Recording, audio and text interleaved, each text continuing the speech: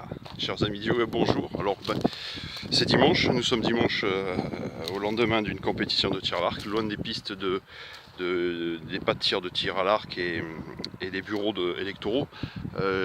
J'ai profité ce matin d'aller travailler avec cette belle journée. Ils annoncent une semaine assez pluvieuse à première vue. Donc voilà, j'en profitais pour vous faire partager cet instant de bonheur de travailler dans les champs au grand air aujourd'hui dimanche. Alors je voulais intervenir concernant la pollution.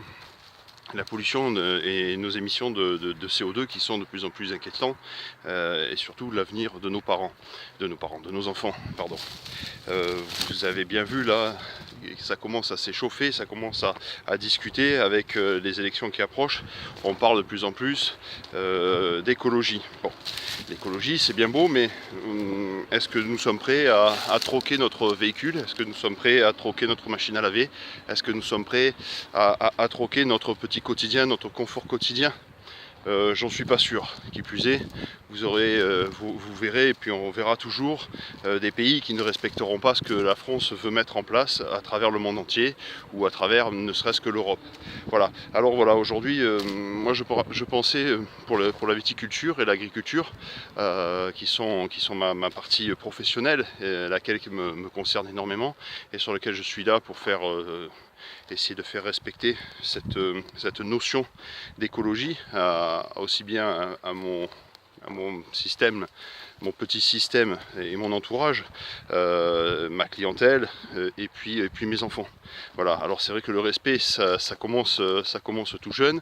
Les enfants sont de plus en plus concernés, sont de plus en plus visés, ciblés par les grands. On met ça à l'école, on met ça dans les programmes scolaires. Et puis il y a nous les grands, les adultes qui ne faisons pas attention. Alors aujourd'hui, vous voyez, je faisais une petite aparté concernant l'agriculture biologique. Alors l'agriculture biologique, à savoir que c'est un bon principe, mais je préférais une agriculture raisonnée, voire très raisonnée. Vous allez avoir des vignobles en agriculture biologique qui travaillent très bien et qui travaillent proprement, mais néanmoins n'en reste pas moins que dans les vins vous allez retrouver ce qu'on appelle les résidus phytosanitaires. Alors c'est vrai que ces résidus phytosanitaires sont très néfastes pour la santé, surtout quand on parle de cuivre et de soufre. Hein, c'est des éléments qui peuvent être très toxiques. Concernant le cuivre, c'est un élément ferrique, et cet élément ferrique se retrouve dans le sang, peut créer des cas de saturnisme, par exemple. Hein, bon, et j'en passe, parce qu'il y a sûrement d'autres problématiques. Alors voilà, pour moi l'agriculture raisonnée, voire très raisonnée, biologique, naturelle, commence avec les désherbants. Alors c'est vrai que nous avons en maraîchage par exemple, je n'emploie aucun désherbant, ni systémique, ni contact, ni antigerminatif. C'est-à-dire que c'est du travail à la main, c'est long, c'est pénible, par moments très douloureux, parce que vous savez, quand on a le derrière en l'air toute la journée, le dos baissé, on finit par en avoir la tête remplie de sang, et on devient un peu fou. Concernant l'agriculture, la viticulture, nous n'avons pas d'autre moyen que les antigerminatifs si nous ne voulons pas employer les travaux mécaniques du sol. Donc c'est-à-dire peut-être plus de CO2, hein, parce que on va aller employer le tracteur. Alors c'est vrai qu'il y a un compromis, à trouver. Est-ce qu'on emploie le tracteur plus et puis on travaille les sols, ou est-ce qu'on continue les antigerminatifs qui vont se retrouver forcément à un moment donné dans nos raisins, et les raisins qu'on va consommer. Alors c'est vrai que le consommateur aujourd'hui, c'est la grande difficulté, c'est de trouver le bon compromis qualité-prix. Bon, malheureusement, on n'y arrivera sûrement pas si tout le monde ne fait pas l'effort. Voilà, alors bon, l'agriculture biologique est un bon principe, mais quand même, on reste polluant, hein, voire très polluant, parce qu'il y a quand même un tracteur qui tourne, voire plusieurs, et qui consomme beaucoup de gasoil, beaucoup de fuel, qui sont pas l'énergie fossile la moins toxique du moins, et on doit trouver le compromis entre la pollution de l'air et la pollution de la terre. Alors c'est vrai que la pollution de l'air, on la respire tous, et c'est de plus en plus catastrophique, parce que bon, je vois encore hier et avant-hier, ne serait-ce que mes voisins qui brûlaient énormément, plein de cochonneries, où j'ai respiré des tas de cochonneries toute la journée et pendant 3 jours. Je me dis que ces vapeurs toxiques, elles vont faire le tour de la commune, parce qu'il y a eu du vent, une fois ça c'était à l'est, une fois c'était à l'ouest, une fois ça montait au nord, une fois ça descendait au sud. Nous avions, et puis c'était des plastiques, c'était des tas de cochonneries que bon, voilà, j'ose même pas en parler. Donc voilà, est-ce que nous, humains, on tape toujours sur l'agriculture, l'agriculteur et le grand pollueur, mais est-ce que nous sommes prêts tous à faire l'effort, déjà à nos élus, de créer des programmes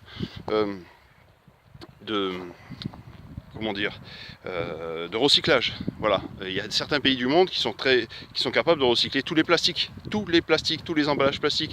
Est-ce que nous aussi, nous ne sommes pas capables de faire ça en France? Est-ce que nous, Français, nous ne sommes pas capables de recycler la matière organique, la matière plastique, la matière métallurgique? Voilà, il y a des tas de bons gestes qu'on peut employer dès aujourd'hui. Et je pense qu'on n'est pas assez suffisamment conscient de la gravité. Alors c'est vrai que j'ai la chance, moi, de respirer le bon air tous les jours. Vous pourriez dire qu'est-ce qui nous fait chier avec ces commentaires, mais non, c'est vrai qu'il y a des tas d'enfants, dehors qui n'ont pas cette chance d'avoir des parents qui font ce métier-là de plein air, qui font profiter. Alors c'est vrai, on tire la sonnette d'alarme, les élus tirent la sonnette d'alarme et n'en foutent pas plus. Leur préoccupation, c'est combien ils vont gagner par mois, combien ils vont gagner par an. Moi je suis de droite, moi je suis de gauche, je tire la couverture vers moi je suis le meilleur, mais en fait il n'y en a aucun qui sera capable de faire quoi que ce soit, aucun capable de faire quoi que ce soit pour nous Français, et puis humains. Voilà, j'ai pas encore vu quelqu'un qui prônait la décision de dire bon écoutez, on va moins consommer, on va revenir aux éléments essentiels, c'est-à-dire se nourrir, se loger, et puis respecter tout ce qui nous est offert par la nature. Voilà, alors donc je pense que c'est une grande prise de conscience de chacun. Bon, c'est vrai que cette vidéo, elle portera peut-être jamais ses fruits, mais en deçà de ça, j'aurai de temps en temps, je me donne bonne conscience. Parce qu'on est tous responsables. D'autant plus nous les agriculteurs, où on est sans arrêt tapé sur les doigts. On n'arrête pas de nous reprocher un tas de mauvaises vertus, hein. Bon, après on a le salon de l'agriculture aujourd'hui, pendant une semaine ou deux, je sais plus exactement, où alors là on va mettre en avant l'agriculture de proximité, l'agriculture, les belles vaches, les beaux moutons, les belles chèvres, et puis on pense pas non plus aux agriculteurs qui se suicident tous les jours, hein, et qui sont de plus en plus nombreux, hein, battus sous les charges, qui croulent sous les charges, tout ça parce que, écoutez, le circuit court ne marche pas tant que ça. Les gens ne prennent pas le temps d'aller à proximité de son agriculteur. Alors c'est vrai qu'il y a une double coup de gueule aujourd'hui. C'est d'un, ce côté pollution, respect de l'environnement, respect de ce que le bon Dieu nous a donné, notre Dieu le Créateur nous a offert, hein. Il y a cette notion humaine, et puis il y a cette notion où on ne prend plus le temps d'aller faire ses courses sainement. C'est-à-dire que je prêche pour ma paroi, par exemple, je vois des gens de plus en plus nombreux à venir sur l'exploitation familiale, qui me disent mais Franck, ici c'est notre pharmacie, c'est notre cabinet santé. En mangeant ce que tu nous proposes, voilà, on s'évite déjà beaucoup de mauvaises intoxications alimentaires. Je parle pour les quelques fruits et nombreux légumes. Mais pour revenir grosso modo au salon de l'agriculture, je sors du coq à l'âne. C'est vrai que je me suis égaré, mais ce salon de l'agriculture, alors c'est vrai qu'on met toujours en avant quelques agriculteurs, hein, pour ceux qui s'en sortent bien, pour ceux qui s'en sortent pas, on les verra jamais.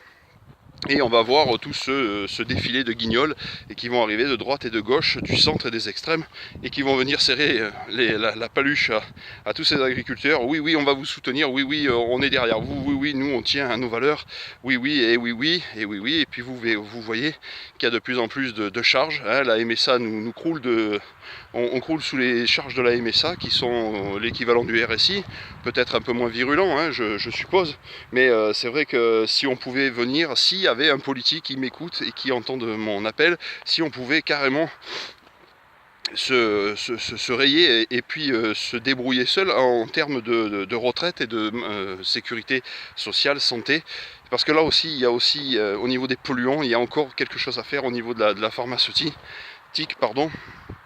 Il y a d'énormes efforts à faire où on consomme à outrance. C'est comme les carburants, c'est comme l'alimentaire, c'est comme les emballages, c'est comme notre petit confort quotidien.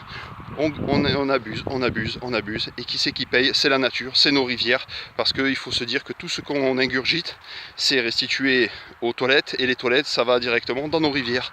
Donc nos rivières, en plus des problèmes qu'on a de nos eaux qui sont de plus en plus polluées par l'activité humaine et les industries, nous avons en plus cette notion de pollution, on va dire, de pollution du particulier qui tous les matins quand il va faire son pipi, eh ben, il éjecte des tas de cachets qui ne peuvent être traités.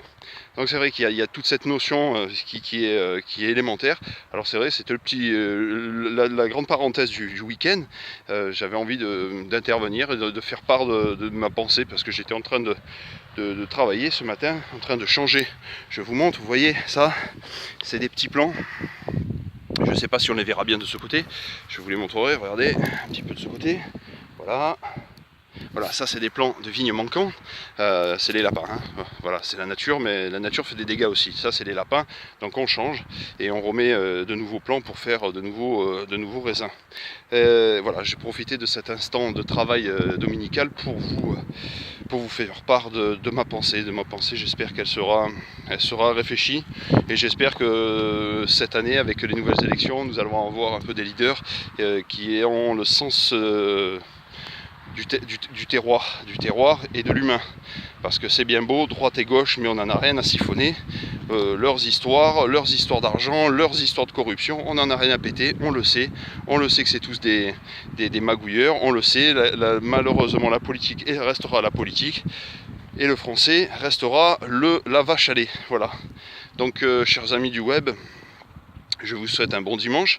J'espère que je ne vous aurai pas trop cassé le moral, au contraire, une prise de conscience. J'attends de vos réactions et puis à très bientôt.